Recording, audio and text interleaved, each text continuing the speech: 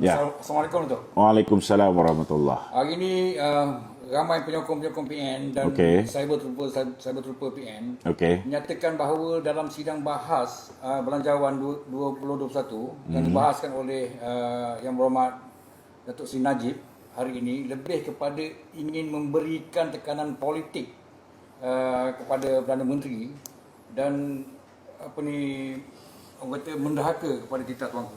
Okey. Pertama sekali saya nak beritahu bahawa ini tidak ada kaitan dengan tekanan politik dan juga tidak ada kaitan dengan sebarang bentuk pendahakaan. Pertama, tuan-tuan perlu faham bahawa di bawah perkara 100 Perlembagaan Persekutuan, memang setiap tahun undang-undang perbekalan ini ataupun bajet ini akan dibentangkan oleh Menteri Kewangan, dan ianya pertamanya akan dibahaskan oleh Ketua Pembangkang diikuti dengan pengurusi BNBBC ataupun pengurusi backbenchers kerajaan, dan akan dibahaskan oleh kedua-dua belah pihak. Ini kena faham. Dan ramai rakyat perlu sedar bahawa parlimen ini ialah sebuah badan legislatif. Dia sebuah badan yang dipertanggungjawabkan untuk menggubal undang-undang. Dan ahli parlimen adalah merupakan penggubal undang-undang. Dan mereka juga, ahli-ahli parlimen yang dilantik di bawah perkara 47 Perlembagaan Persekutuan ini, mereka bertanggungjawab untuk membuat penilaian yang sebaik mungkin bagi memastikan bahawa apa yang nak diluluskan itu menepati kehendak dan keperluan rakyat, dan dalam masa yang sama menjaga apa yang terkandung di dalam Perlembagaan Malaysia. Jadi tidak ada istilah bahawa sekiranya kita tidak bersetuju dengan belanjawan ini, maka ianya bermakna kita memberikan tekanan kepada Tan Sri Muhyiddin Yassin, ataupun kita seolah-olah seperti mendahaka kepada kebawah duli tuanku. Tak ada. Tak ada. Ini kena faham. Setiap ahli parlimen yang dilantik di bawah perkara 47 Perlembagaan Persekutuan, mereka ini, saudara, bertanggungjawab untuk meneliti terlebih dahulu apa yang ingin diluluskan. Kena pastikan bahawa apa yang diluluskan itu demi kebaikan semua pihak, khususnya rakyat, dan ianya tidak mendatangkan kemudaratan kepada negara. Ini kena penting. Ini yang penting sekali yang ramai tak faham.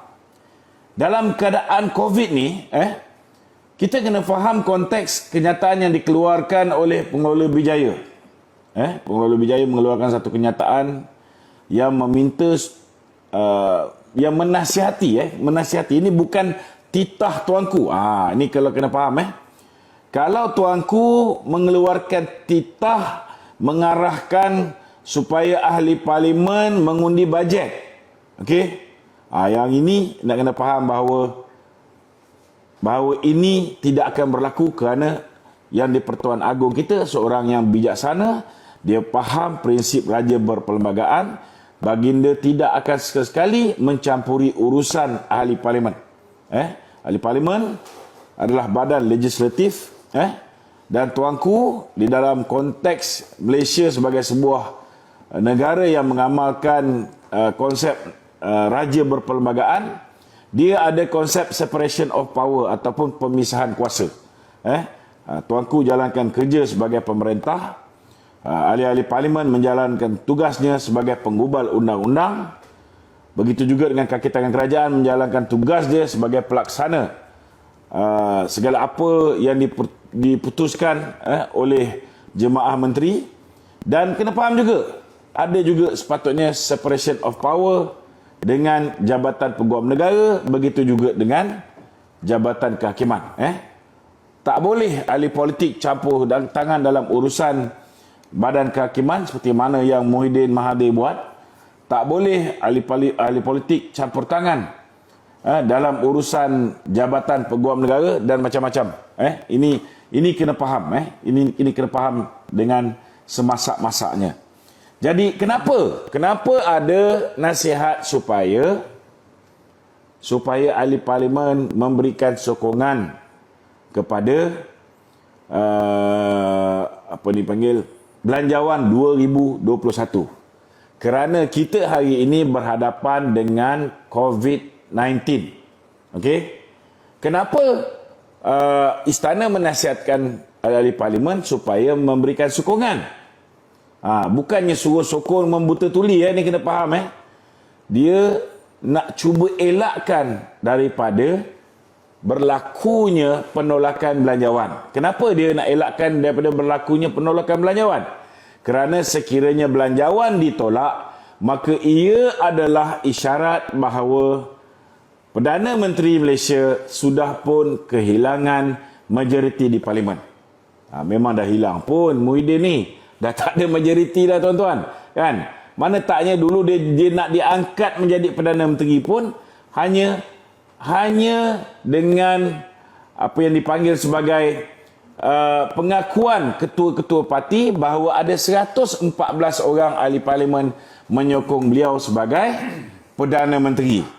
Kan? Lepas dia nyaya, lepas dia berikan tekanan, lepas dia bully UMNO dan sebagainya, ada beberapa orang ahli parlimen telah pun secara terang, macam Datuk Seri Nazir Aziz, Datuk Seri Najib, Yang Berhormat Mulia Tengku Razali, Yang Berhormat Mulia Tengku Adnan, mereka ni sudah pun menyatakan bahawa mereka sudah tidak menyokong kepimpinan Tan Sri Muhyiddin Yassin. Jadi memang hakikat dia Tan Sri Muhyiddin tidak ada sokongan. Itu sebab tuan-tuan, bagi mengelakkan ketiadaan majoriti Tan Sri Muhyiddin itu disahkan ketika berlakunya pengundian di parlimen berhubung bajet ini, maka dinasihatkan terimalah belanjawan itu. Ini kena faham. Kenapa dinasihatkan terima? Kerana hari ini kita berhadapan dengan COVID. Kalau tak COVID, maka bila belanjawan tidak boleh diluluskan, pertama sekali gaji-gaji kaki tangan awam untuk tahun depan kita tak boleh bayar. Ini kena faham. Dan yang kedua, kita tak boleh berbelanja untuk tahun hadapan. Dan kalaulah berlakunya penolakan belanjawan, maka Yang Amat Berhormat Perdana Menteri, kalau dia ada maruah, dia kena letak jawatan. Dan biasanya dia akan meminta supaya orang lain mengambil alih. Dan dalam keadaan hari ini, di kalangan pimpinan Perikatan Nasional ni sudah pasti tidak ada sesiapa yang boleh mendapat lebih daripada 112 undi ataupun sokongan ahli parlimen, maka mungkin akan berlakunya pembubaran parlimen supaya dibolehkan pilihan raya. Yang ini yang mungkin dibimbangi oleh pihak istana, kerana bimbang kalau diadakan pilihan raya selepas belanjawan ini ditolak, maka apa yang berlaku di Sabah akan berlaku di seluruh negara, tuan-tuan.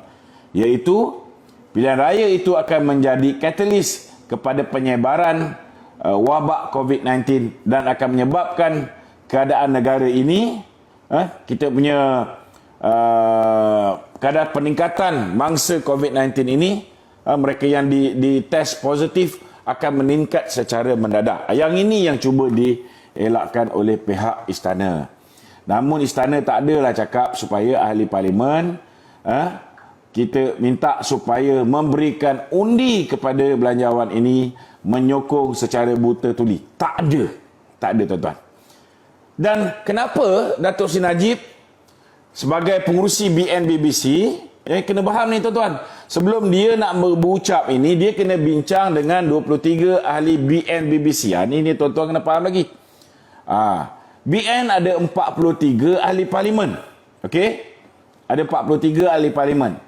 Di kalangan 43 orang ahli parlimen ini, ada lebih kurang 20 orang yang memegang jawatan menteri dan timbalan menteri. Kemudian ada 23 orang yang bukan menteri dan timbalan menteri. Mereka dipanggil backbenchers. Okey, backbenchers ni Datuk Seri Najib lah pengurusi dia. Okey?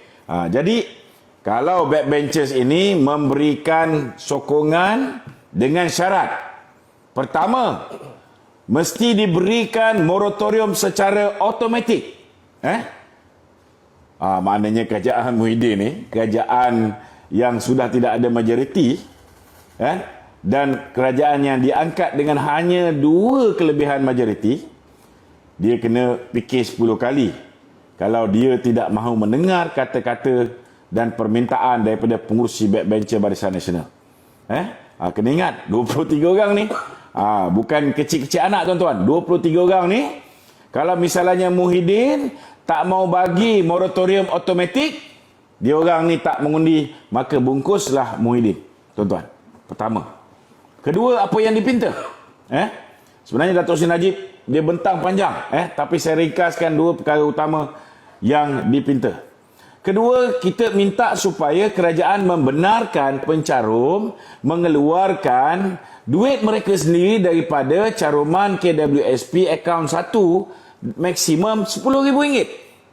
Dan Datuk Seri Najib pun beritahu bahawa bukan semua RM10,000 ni akan dikeluarkan.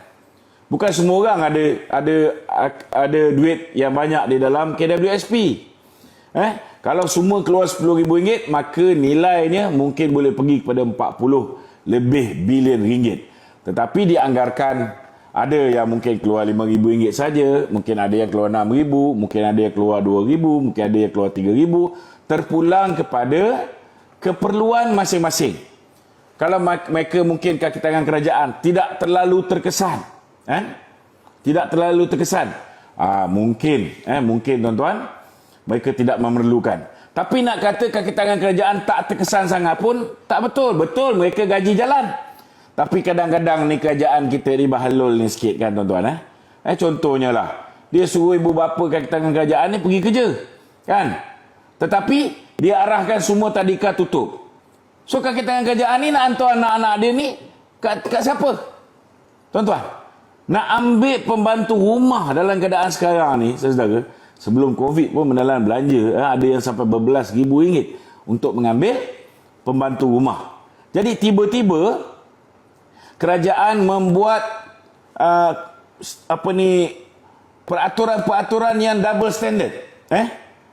Dia tak selari dengan apa yang mereka perintahkan. Contohnya, diarahkan kaki tangan kerajaan pergi bekerja macam biasa, tetapi dia arahkan supaya semua tadika-tadika dan taska dihentikan beroperasi.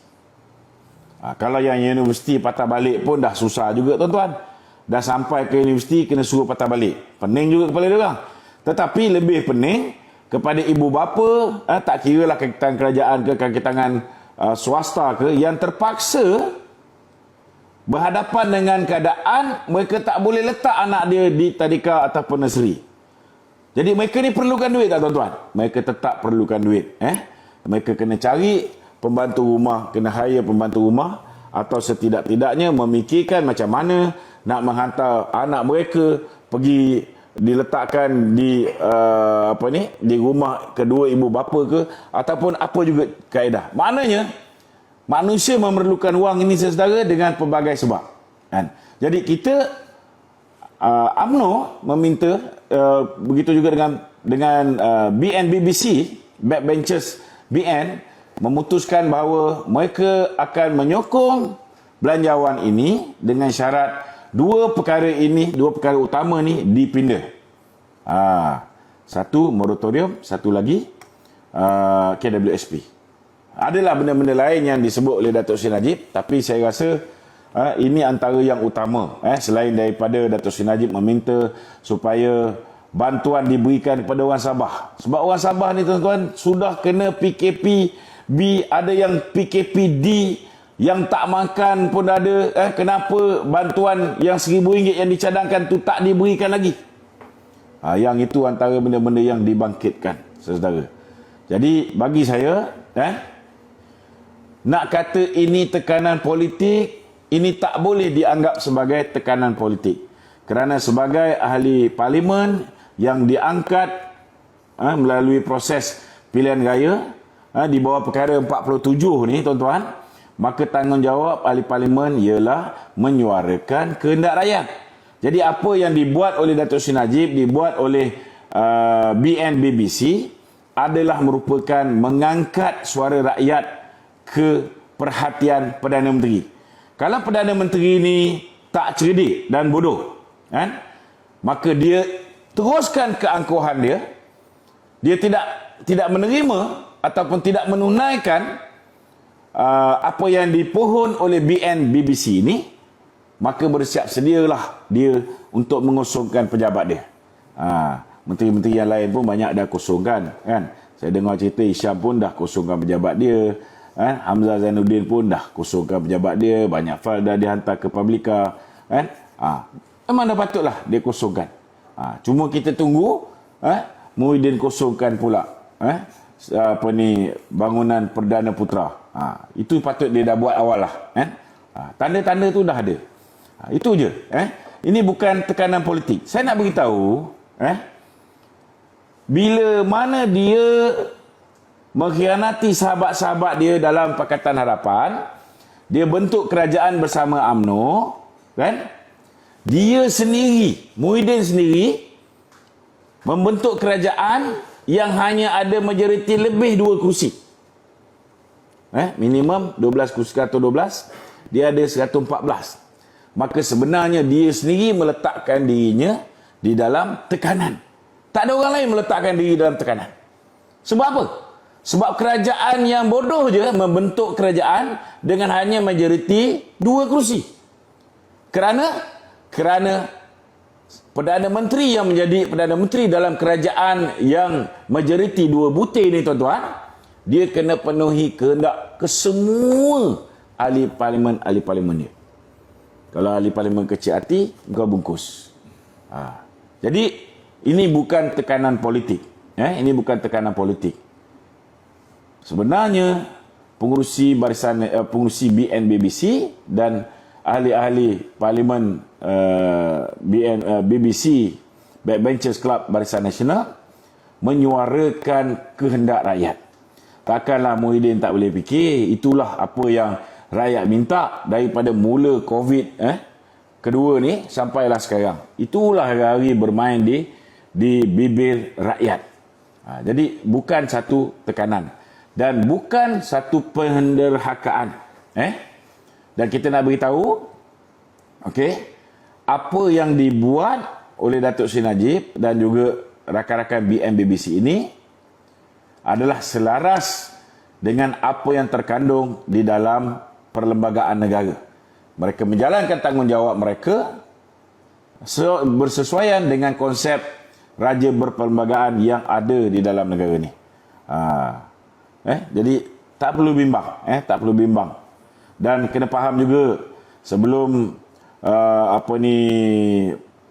Datuk Seri Najib nak buat keputusan, sebelum ahli parlimen Barisan Nasional nak buat keputusan sebelum 15 bulan Disember ataupun 1-2 hari sebelum tu, sebelum mereka mengundi, sudah pasti mereka akan mendapat pandangan daripada Kebawah Duli Yang Maha Mulia Seri Paduka Baginda Tuan Agong. Kena ingat Datuk Seri Najib ni dengan Baginda Tuanku ni daripada kecil bersama. Mereka ni daripada kecil sama-sama orang Pekan. Jadi takkanlah mereka tak berhubung, tak minta pandangan. Kalau misalnya tuan-tuan ingat ni kita punya yang Tuan Agong ni tak tengok Facebook. Tak tengok apa yang berlaku di media sosial. Tidak faham bagaimana rakyat kat bawah susah. Silap-silap sebelum nak dekat dengan hari mengundi ni, silap-silap Baginda Tuanku sendiri memberikan restu supaya kalau tak dipersetujui apa yang dipohon oleh rakyat ini, maka terpulanglah kepada ahli parlimen ini untuk menolak. Ini mungkin berlaku, tuan-tuan. Kena faham, Baginda Tuanku adalah seorang yang cukup dekat di hati rakyat. Jadi akhirnya apa saja kehendak rakyat, sekiranya ianya tak memudaratkan negara, sudah pastilah Tuanku akan cuba untuk memastikan bahawa ahli-ahli parlimen ini akan melaksanakan, meluluskan sesuatu yang dekat dengan hati rakyat. InsyaAllah, tuan-tuan. Itu je. Ya,